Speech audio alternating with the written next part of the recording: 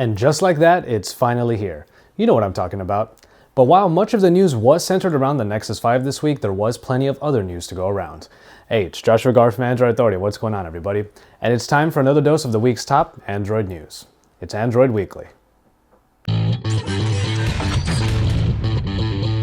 Before we get into all of the Nexus 5 and Android 4.4 KitKat, however, let's take care of a couple of announcements that also happened this week.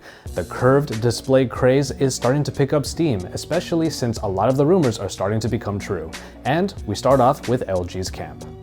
The G Flex has been made official. Sporting a top-to-bottom curve, this 6-inch phone going against the curve is also providing some very nice specifications. The Snapdragon 800, a 13-megapixel camera, and a 3500 mAh battery all come in this smartphone, whose button layout is also on the back, a la the G2.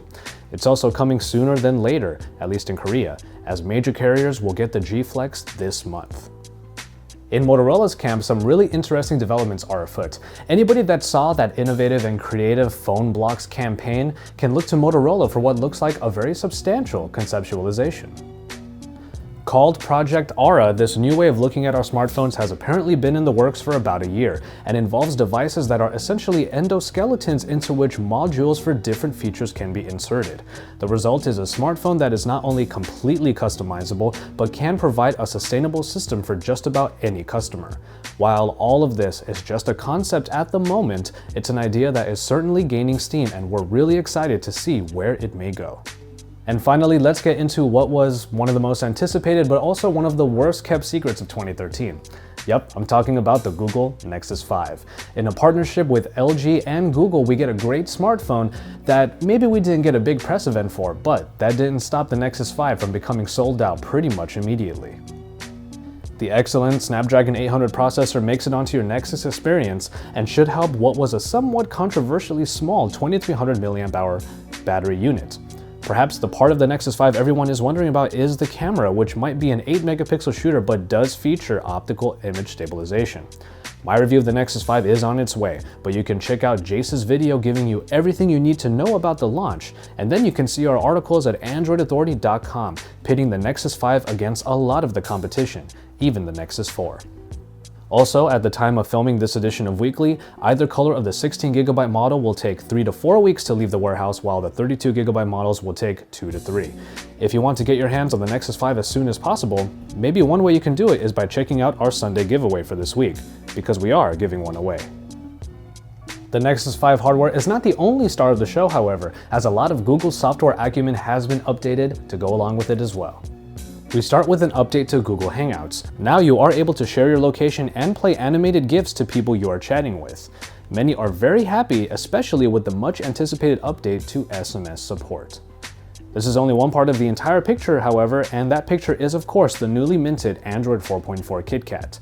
Joining a slew of new optimizations dubbed Project Svelte are a lot of cleaned up design elements and a better and badder Google search experience.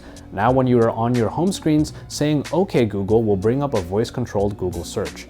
Caller ID now taps into Google Search to provide you the names of callers that may not be in your phone book. And the phone app will automatically prioritize your contacts while searching for nearby businesses and places that you may be interested in. Joe Hindi, our app guy, took a very in-depth look at all that Android 4.4 KitKat has to offer, so you can definitely check out that video for our full written article for all of the details. And for those of you who want to have the Nexus 5 experience but can't get the smartphone just yet, many of the APKs from the 4.4 build have been extracted and made available to the masses. Joe has collected all of these links and has listed them at androidauthority.com. The new Hangouts, the Nexus 5 wallpapers, and even the Google Experience Launcher are available for you to check out. Speaking of the Google Experience Launcher, we take a closer look at Android 4.4 KitKat and find how the new launcher is actually basically just Google search. Ars Technica delved deep into the Android 4.4 KitKat build and found that the original Google Home launcher has been done away with and was replaced with what is essentially a beefed up Google search. Essentially, everything you see on the home screens is being drawn from the Google search code. Google Home still exists, but doesn't work without search installed. It's unclear what this might mean for OEMs who create their own versions of the Android operating system, but at least in the case of the Nexus 5, it's absolutely clear now that this move allowed for a streamlined search experience that included features like the always-on voice control.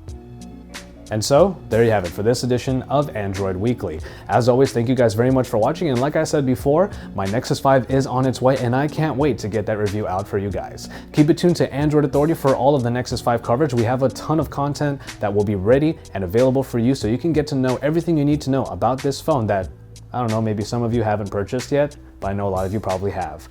Stay tuned to Android Authority for all of the best coverage, because we're your source for all things Android.